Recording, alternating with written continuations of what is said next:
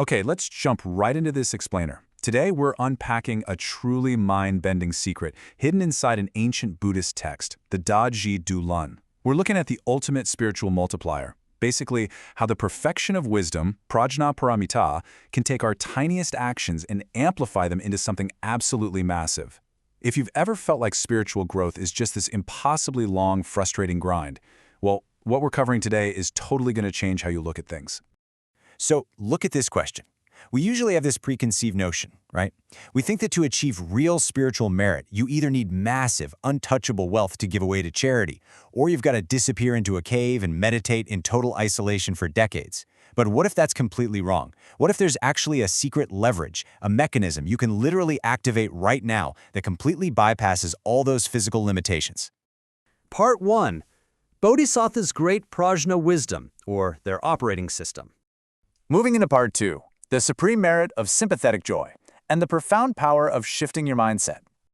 To activate this ultimate leverage, we've got to understand the Bodhisattva's core operating system, which is prajna, or great wisdom. When you see the true nature of reality, those old physical limits just don't apply anymore. And that brings us to our first huge paradigm shift. It's your mind, not your physical actions, that is the ultimate generator of merit. One of the most counterintuitive examples of this is sympathetic joy. It's such a simple mental act. Basically, when you see someone else doing a good deed or having a spiritual breakthrough, you just genuinely deeply rejoice for them in your heart. And get this, the merit generated from that simple feeling of joy can actually surpass incredibly complex deep states of meditation. You don't have to sit perfectly still for hours. You just let your mind resonate with the goodness of someone else. When you contrast these two paths right here, the difference is just staggering. On the left, you've got traditional practitioners like Shravakas and Pratyekabuddhas. They're doing amazing work, focusing on deep, isolated meditation to find their own personal peace and liberation. It's great, but it's limited in scope. But then, look at the right, the Bodhisattva. Instead of isolating, they use expansive, interconnected, sympathetic joy. They aren't just working in a vacuum. They're actively linking up with all the goodness happening in the entire universe. They look at the spiritual victories of others and adopt them as their own, amplifying that merit infinitely to liberate everyone. This quote hits the nail on the head. This magnificent mindset is everything. When a bodhisattva sees someone else achieve liberation, they're literally thinking, wow, they did it. That is exactly what I want for everyone, so their success is my success too. By celebrating that breakthrough, they're essentially taking that victory and sharing it with all of humanity. That is great wisdom in action. Part 3. The secret of big returns from small giving. Okay, so we've seen the incredible power of the mind. But let's bring it back to the physical world for a second.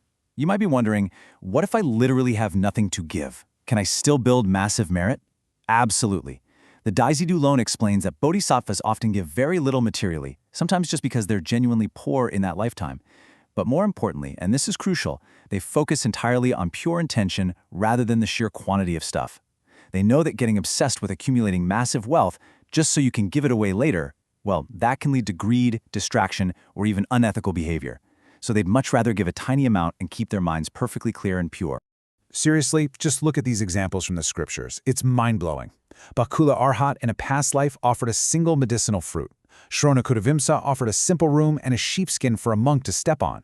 And the monk Sumanas literally just offered a single tiny jasmine flower at a stupa. And the return on investment? 91 eons of immense fortune. 91 eons is a completely astronomical amount of time, and during all that time they didn't fall into lower realms, enjoyed boundless blessings, and eventually reached enlightenment, all from a single flower or piece of fruit. Part 4. Skillful dedication and threefold purity. I know what you're thinking. How does the math on that even work? How does one little flower equal 91 eons of fortune? Well, the secret sauce here is a cognitive shift called skillful dedication. When a bodhisattva does a tiny good deed, say giving away a cup of water, they don't just stop there. They immediately execute steps 2 and 3. They mentally dedicate the merit of that water to unsurpassed enlightenment and to all boundless sentient beings. Because enlightenment is infinite and the number of sentient beings is infinite, attaching that small action to an infinite goal instantly makes the merit of the action infinite too. Boom, that's the spiritual leverage right there. And they don't stop there. They also apply what's called threefold purity. This means right in the moment of giving, They use their wisdom to see the reality of the situation, that the giver, the receiver, and the gift itself are all totally empty and ungraspable. There's no arrogant giver, no pitiful receiver, and no ultimate reality to the gift. By dropping all that ego and attachment, they guarantee that the merit stays perfectly pure and isn't bottlenecked by any selfish desires. Part 5. Prajna as eyes guiding practices. So all these incredible mental hacks we've talked about, sympathetic joy, getting huge returns on tiny gifts, skillful dedication, they completely depend on one absolutely essential ingredient. As you can see here, without prajna, without that great wisdom, our good deeds are basically blind and scattered. We might do them chasing fame or a quick reward, resulting in a very limited worldly return. But when you inject prajna wisdom into the mix, even your smallest virtues are guided and laser-focused, breaking through time and space to create infinite merit, as boundless as a pure land. I absolutely love the analogy the text uses here. It says that if you just blow a breath of air out of your mouth, the sound is super weak. It doesn't go very far at all. That's our ordinary good deeds without wisdom. But prajna paramita, that is the horn. When you blow that exact same tiny breath into a horn, the sound is amplified and travels endlessly. Prajna is literally the ultimate megaphone for your tiniest good intentions. So to sum it all up, think of it like this. A massive army without a general is just a chaotic mob, right? Or a fully functioning body without eyes. It's not going to get very far safely. Your everyday actions are exactly the same. They desperately need the eyes of prajna to guide them. That wisdom is what takes an ordinary, everyday act of giving and transforms it into a true paramita, a perfection that can literally liberate beings. Without that wisdom, the spiritual foundation just isn't solid. So, as we wrap up this explainer and you head back into your day, I want to leave you with this to chew on.